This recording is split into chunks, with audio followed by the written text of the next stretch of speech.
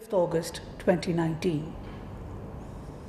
In the past few days, the Indian occupation forces have carried out cordon and search operations in civilian areas of the Indian-occupied Jammu and Kashmir and used excessive force against unarmed innocent civilians, which resulted in the martyrdom of 8 Kashmiri civilians. These included Rahil Magre, Asif Ahmad Dar, Muhammad Akbar Shah, Wakil Ahmad Dar, Tariq Ahmad Bhatt, Uzair Amin Bhatt, Basharat Hussain, and Ashik Hussain in Shopian and Kishtwar areas.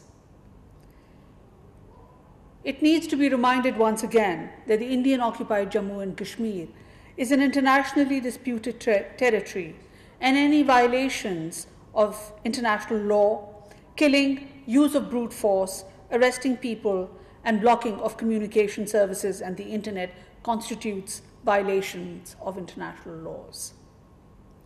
Pakistan is also concerned at the increasing persecution of journalists in the Indian-occupied Jammu and Kashmir, including that of Masarrat Zahra, Pirzada Ashik, and the renowned journalist and political commentator Gohar Gilani on concocted and baseless charges. In this context, the executive director of the Amnesty International recently stated that the harassment and intimidation of journalists through draconian laws such as the UAPA threaten efforts to address the COVID-19 pandemic and creates an atmosphere of fear and reprisal. This severely undermines the human rights guarantees of the people of Jammu and Kashmir and denies the people in India and around the world the right to know." Unquote. It is also deeply disconcerting that the discriminatory and anti-Muslim policies and practices of the RSS-inspired BJP government persist even as the COVID-19 pandemic unfolds. A systematic campaign is unfortunately underway to demonize Muslims who face increased exclusion as well as the threat of mob violence. The OIC, in its recent statement, has expressed deep concern following media accounts of rising anti-Muslim sentiments and Islamophobia within political and media circles as well as on social media platforms, where Indian Muslim minority community is being blamed for the spread of the coronavirus.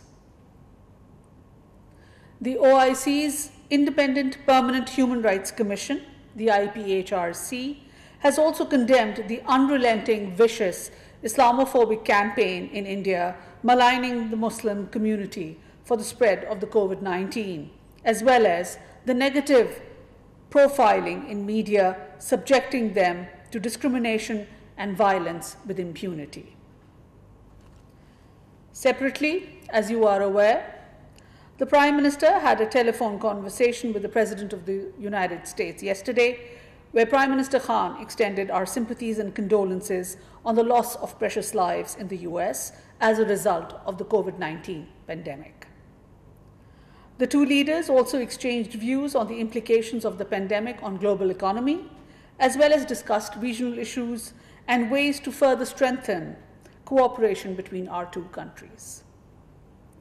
The Prime Minister also highlighted Pakistan's efforts to contain the spread of the virus and the efforts to provide relief to the vulnerable segments of the society. The Prime Minister also thanked President Trump on the US support at the IMF and other multilateral fora that would assist Pakistan in mitigating the effects of the COVID-19 pandemic. Subsequent to Pakistan's proposal, a video conference of SAARC member states is being held today to discuss the COVID-19 pandemic, where Special Assistant to the Prime Minister for Health, Dr. Zafar Mirza, will lead the Pakistan delegation. Besides ministers and senior officials, the meeting will be attended by Secretary General of SAARC, His Excellency Isala Ruwan Weerakun. This virtual meeting takes forward Pakistan's earlier initiative to host the SAARC Health Ministers meeting, which has assumed urgency in view of the COVID-19 pandemic. In addition to exchanging updates on the status of national containment efforts, the conference will also deliberate on ways to promote deeper cooperation to combat the crisis, including through strengthening disease surveillance, sharing best practices, building national capacities, coordinating research efforts, and promoting regional and international linkages.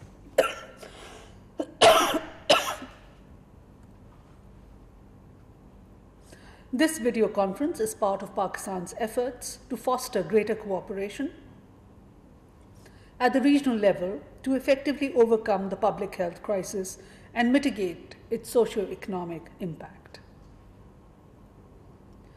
In the wake of COVID-19 outbreak and as part of the national effort, under the direction of the Foreign Minister, the Ministry of Foreign Affairs and all our missions abroad continue to provide our overseas communities with relief and assistance wherever required. Food rations are being provided by all missions abroad to those in need, as well as any financial assistance where needed. Repatriation of our nationals back home also continues as per the comprehensive and phased plan developed in coordination with all stakeholders. In the past few days, as part of the third phase of repatriation plan that commenced from 20th till the 28th of April, 81 nationals were repatriated from South Africa, Botswana, Swaziland, Mozambique, and Lesotho. This also included 31 Tablighi members. From UAE, 1,453 of our nationals were repatriated through 6 flights on 20th April. This also included 100 prisoners. From Maldives, 9 stranded Pakistanis were brought home safely on 22nd April. So far, the total number of our nationals brought back home in the third phase of the repatriation plan stands at 5,079. In addition to this, in the last few days, 41 stranded Pakistanis were brought back home from India through the Wagah border. 195 truck drivers came through Afghanistan on 17th April, as well as over 1,000 other stranded Pakistanis came home through the Pakistan-Afghanistan border. That brings a total of 1,254 nationals that came back to Pakistan through our land borders in the last few days. Thank you.